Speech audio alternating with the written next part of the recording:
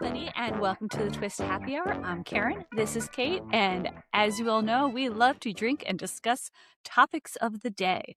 And today, we're going to talk about the manosphere. So Kate and I are both... I thought you could have had a bourbon drinker. I know. Well, hang on. I just re-upped a lot of stuff. There you go. Woo! Sorry, everybody. You won't believe this jug of Hendrix. It's as big as my head. But it's great for mixing, so I just buy it, the big one. Buy it in bulk. Buy the big one. So, the manosphere. Kate and I wanted to talk about this because we are both moms. We both have 2 teenage boys each. And we saw this documentary on Netflix that kind of did a deep dive into the manosphere. It was was very enlightening and not at all what I thought it was going to be. It was not what I thought it was going to be either. No. And I'm pleased to announce that my children did not know who any of the people in the documentary were, which I was like, thank goodness. They have not gotten to us. Oh, my kids have no clue. No, my boys watch YouTube. They watch a lot of YouTube, but, they mainly stick to their interests, and apparently making thousands and thousands of dollars in a Ponzi scheme and working out constantly is not at the top of their interest list. Not my kids watch other people playing video games. That's we used to have a lot of that. Now it's just fishing, and Ben likes to watch this guy who's does philosophical content, and also he does commentary on other people's content, which I think is really interesting. And my husband was calling him Tank Top Timmy because he was like a white tank top in every single episode. That's not his real name. I have no idea who he actually is. I was going to say, in the 80s and 90s, we had a word for that white tank top. Yeah, how do we know? We're not going to say that because it's not kind. I don't know what the rules are on that, so I'm just going to opt out. I don't either. Me either. So, but what did you? Okay, so what was your take on this documentary as a documentary? So as a documentary, I thought it was very interesting. The guy who was interviewing, sorry, I can't remember his name, kind of went at it he talked to 3 or 4 different gentlemen who believe they are part of the manosphere, which is this very macho, I dominate women, they should be at home barefoot and pregnant in the kitchen, blah, blah, blah, which I thought that was going to be more it was going to be more of a trad wife thing, which you and I know we love a trad wife.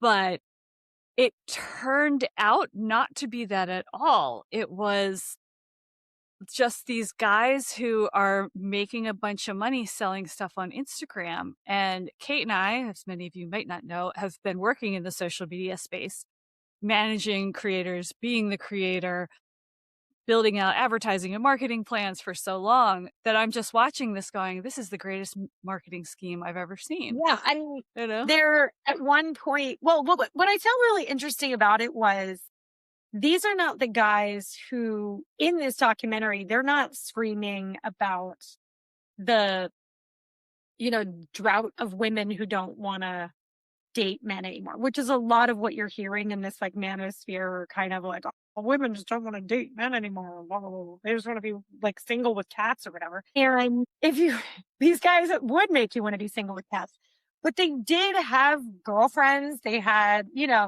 and what was interesting, especially about the one guy, was the girl that he was with was very much using him for clicks and, rage bait and all of the other things, as much as he was using her hotness to boost his. They were just had a working. Oh yeah, it was a working relationship. That was not a traditional romantic relationship in my mind.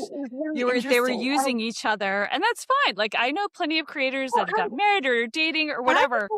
With it, they didn't seem to have a problem with the fact that these women were totally using them for their money or their fame or whatever. So I'm okay, well, I guess that's fine, but it's not what they're touting, right? They're if you are this macho, it really does. It cracks me up because my brain kept going back to macho, that 70s, bravado, oh, I'm such a dude, I'm such a guy, and it didn't really work then. I'm not 100% sure why everybody wants to revisit it now, but yeah, I thought it was really interesting that they weren't, if because I feel like if they go, well, we're in a drought. The women don't want to be with men anymore. They'll say that on the podcasts they're on, but they're not saying that in the documentary because Yeah. that makes them not look desirable. And they know it. Which, quite honestly, not to talk about people's looks, these were not like model looking men. They were Yeah, they kind of were average average looking dudes guys. Yeah. that like happen to have good business acumen, either with a podcast where they bring on a ton of girls that they can trash talk, but the girls are getting their name out there to advertising and marketing partners. It worked for And Howard Stern, so they're thinking like we can do the same. Yeah. exactly. Although Howard Stern now is doing some very interesting interviews and is not quite as It's just, but that's how we got to start, was bringing these women on or whatever, and Playboy model and all these different things, and kind of saying the things that you're not supposed to say to people, and and that was kind of his thing. And now these guys are just taking the page out of that playbook. 100%. They're Cool. just continuing it on. And so then the other guy was, a YouTuber, but he also had this like Ponzi scheme, which the documentarian is just like, hey, he's touting this financial service, so I'm going to invest $500. He's Oh, saying I'm going to make however much because that's how much he made. The guy lost money over a year. He didn't make anything. And, which again, it could just be one person's experience, but everything that the creator or the influencer was touting, I'm just like, this is a Ponzi scheme. One, you are being paid and getting kickbacks for every single person that you're signing up. And two, like, you can't guarantee anything. And he even like backtracks in the documentary. He's like, well, I can't like tell everybody they're going to get exactly what I do. But I'm like, but that's still the idea that you're perpetuating. I also loved that he was managing only girl fans or OnlyFans girls OnlyFans and girls, showing yeah, them off. And I'm like, or whatever, and I'm like, well, that what? But their whole point is like, oh, any guy could be like us, and it's like, could they though? Like, you're not really doing anything that's some sort of special sauce. You're kind of just doing whatever makes you money. And you're making money off of telling guys to give you money and invest in your whatever. yep. And that's the only way you make any money. Well, it was those two guys that the documentarian interviewed who weren't the creators, but they were like followers. I just wanted to like go and give them a hug and be like, honey, don't waste your money. Like, Yeah, or whatever. And he's like, well, how long have you been following these guys and doing what they say? And he's like, oh, a few years. And I'm like, I it's not mean, working. that might be it's fine. I don't know. But yeah, I felt bad for them. They were really struggling through it. I was like, oh, you need a different life like coach buddy. Like, this is not how to get girls. This is not how to get a job. It's not going to I think magically this is appear. a lesson to people, that not just guys, but women too. You know, those types of people feed off of desperation, Mm-hmm. and they are there to, make you feel like you need this, so you buy into their whatever. And that's how cults start, Yeah. But it's also classic marketing. It's like, you want what I have. I'm going to tell you how to get it, but I'm not going to Right. guarantee you're going to get it. So, well, the other thing is that same guy who was British and said that he didn't like women, but was like on the lam because he had an arrest warrant out for him. And I think beating people up in the street, and I was like, wow, and filming it. I'm like, you are literally filming felonies and telling people where to find you. yeah, I don't really understand. And then he's bad talking women. And at the end, my favorite part is his mom like yelling at him to like clean the floor. And he's, basically like, oh, sorry, mom, sorry. And I'm like, Yeah, you're a listen, mama's boy who's making money telling people to be disrespectful to women. And she's yelling at you not to be disrespectful to women. So where's your credibility come there as like this macho dude? yeah, I don't I don't get know. it. I think the manosphere is collapsing. I don't think there should be I think there should be a peopleosphere, and we just like all be normal. Yeah. And like, Is that if you're going to be a fair? manosphere, you at least need to adopt what people think a man is supposed to be, which was not shown off at all. Right. Well, and I think that you lose as soon as they start to sell things to you. The one guy was like a real estate developer and he had kids and stuff. Oh But yeah, was and he not, had made money in steel, so he like already had money. And then yeah. he followed But he those two wasn't brothers. he wasn't married to his wife. No, he was married, but he was allowed to have other partners, and Right. He she was was allowed to, not. right. But like, Which but it would also like turned into like a throuple a lot of times. It sounded like. which I don't I'm like, know. I don't know who's winning there, your wife or you Live at that your life, I point. guess, but I don't know. She's probably gonna leave you for a woman, dude. So you might want to watch that. Well, then It he like was moved them all to Miami, and then they went back to Baton Rouge or whatever. I'm like, because you couldn't nice. make it in Miami, and that's not where your life is. Like, that's okay. Yeah, I think that it's unfortunate because I think that there is a lot of pressure on men to be kind of like hot shit. Mm-hmm. And it's like, you don't, it's fine. That pressure comes from other men. It's the whole concept of like women are the worst to other women and they're the judgiest of other women. That's true.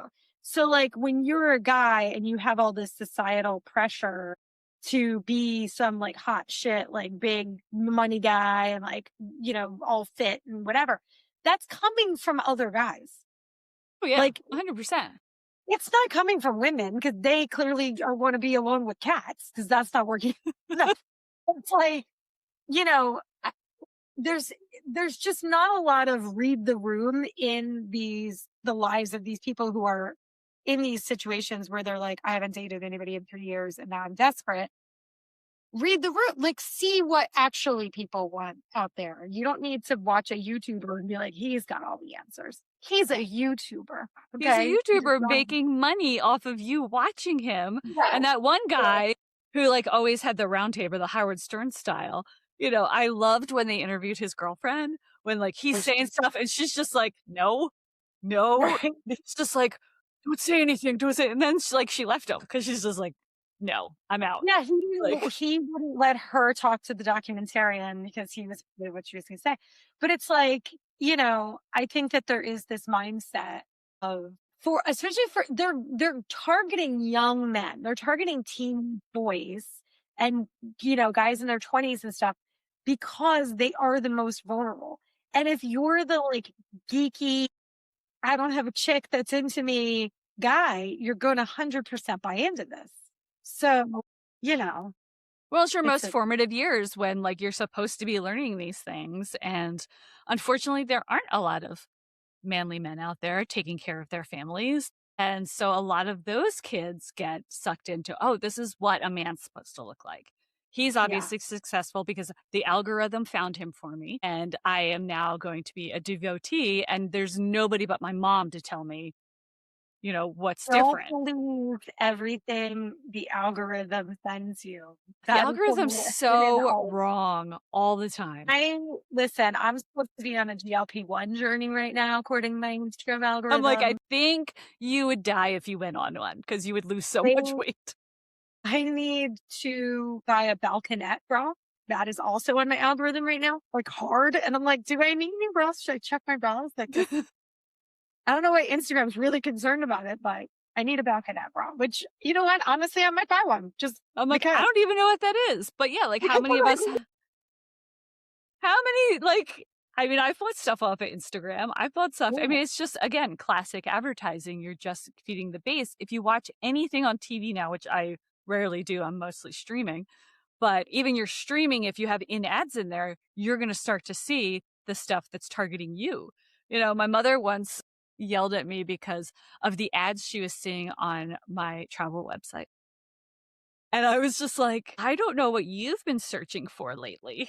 well, But that's fine, but that's like very personalized to you. It's not personalized to me. Like, I might get kayaking boats while she'll get like, cancer screening or whatever she needs to have. And I'm just like, we're okay. always in.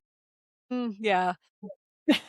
But like also it's like certain times of the day, it's all targeted towards like people of an older age that need more medications or need toys or, And that's how marketing works, and that's how everyone. marketing works. It's just like, what's And the the common denominator? manosphere is no different. And It cults. isn't. Also, I mean, if you ever watched the Nexium cult documentary, it was very much the same. They preyed upon people who wanted to do better in business, like, which, I mean, not to be that guy, but like, I gotta hand it to a cult that's also like a multi-level marketing scheme. I kind of love that.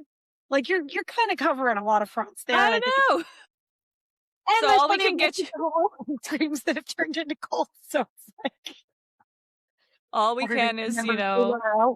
hope they get, investigated by the IRS eventually. Because isn't that Yeah. how a lot of cults and Well, gangsters are taken down?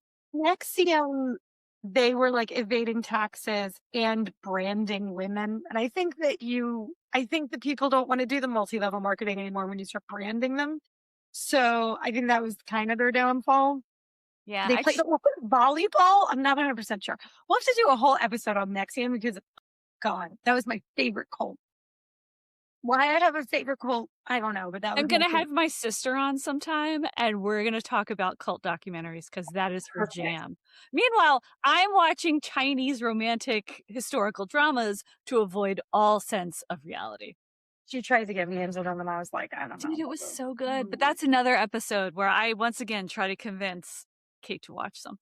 To watch weird things. So, to be fair, I was with Kate last month, and she made me watch World's Worst Boyfriends or something like that. Oh, we have to do a whole episode on that. And she fell asleep. So I had to watch while this guy basically got off on murdering chicks.